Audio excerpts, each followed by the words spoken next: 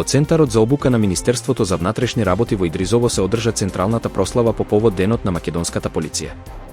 Присуствуваа премиерот Христијан Мицкоски, министерот Панче Тошковски и други високи функционери. Мицкоски порача дека полицијата е столб на безбедноста и дека нема повеќе место за врски, непотизам и заштита од одговорност. Законот ќе важи еднакво за сите, без разлика на функцијата или положбата.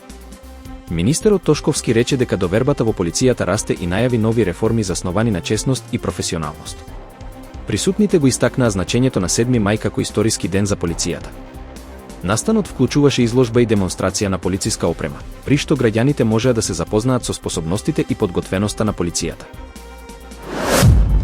Председателот на Република Хрватска, Зоран Милановиќ, денеска, 7 мај 2025 година, престојува во официјална посета на Република Македонија. Посетата започна со свечен пречек во 10 часот пред Вила Водно, каде беше пречекан од председателката Гордана Силјановска-Давкова со највисоки државни и воени почести.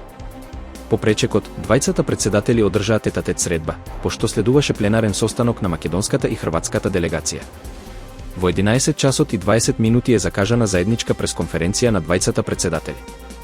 Во рамки на посетата, председателот Милановиќ ќе положи венец на гробот на Гоце Делчев во црквата Свети Спас во Скопје. Овој чин има символично значење за пријателството меѓу двете држави. Поради посетата, во централното градско подрачје на Скопје е воведен посебен сообраќајен режим. Граѓаните се повикуваат да ги следат упатствата на сообраќајната полиција. Председателот на Србија, Александар Вучиќ, и премиерот на Словачка, Роберт Фицо, се соочуваат со пречки во нивната планирана посета на Москва. Литванија и Летонија му забранија прелет на Вучиќ над нивните територии, што го отежнува неговото патување во Русија. Посетата е закажана за 9 мај, на денот на победата над фашизмот. Забраната за прелет се смета за политичка порака и дополнителен притисок врз Србија поради нејзините односи со Русија. Словачкиот премиер Фицо исто така планира да присуствува на прославата во Москва, но воздушните ограничувања може да го попречат неговото патување. Ситуацијата отвори прашања за дипломатските односи и влијанието на геополитичките тензии врз слободата на движење на државните лидери. Ноќта меѓу 6 и 7 мај 2025 година, Русија и Украина извршија меѓусебни напади со беспилотни летала врз главните градови на двете земји.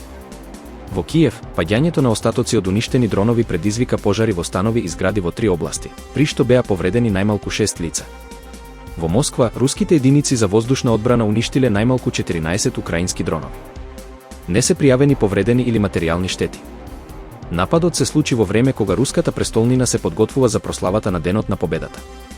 Руските власти изјавија дека уништиле украински дронови при приближувањето кон Москва, каде што главните аеродроми беа затворени по големиот дел од ноќта. Председателот Владимир Путин повика на прекин на огнот од 8 до 10 мај, период во кој ќе биде домаќин на странски лидери на парадата по повод 80 години од крајот на Втората светска војна. На 6 мај 2025 година, Индија започна ракетни напади врз 9 цели во Пакистан и пакистанскиот дел на Кашмир. Во рамките на операцијата Синдор, нападите беа одговор на терористичкиот напад во Пахалгам, индиски Кашмир. На 22 април, при што загинаа 26 лица, главно туристи. Индија тврди дека целите биле инфраструктури поврзани со терористички групи како Џејше Мохамед и Лашкар-е-Тајба. Меѓу погодените места се Ахмедпур Шарки, Бахавалпур, Муритке и Музафарабад. Пакистан пријави најмалку 26 загинати и 46 повредени, вклучувајќи цивили и деца, и осуди дека се погодени џамии и станбени објекти. Како одговор, Пакистан тврди дека соборил 5 индиски борбени авиони и изврши артилериски напади врз индискиот дел на Кашмир, при што загинаа најмалку 7 цивили. Индија не ги потврди овие тврдења.